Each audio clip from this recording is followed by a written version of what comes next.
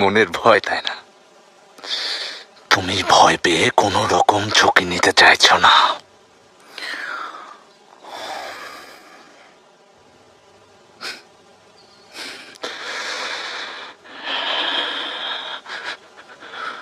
সেলিম,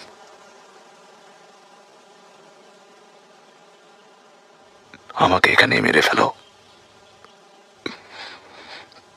কিন্তু ওদেরকে ছেড়ে দাও। ওরা এখনো ছোট। ছেড়ে দাও, ছেড়ে দাও, যেন জাহাপনার কাছে যেতে পারে।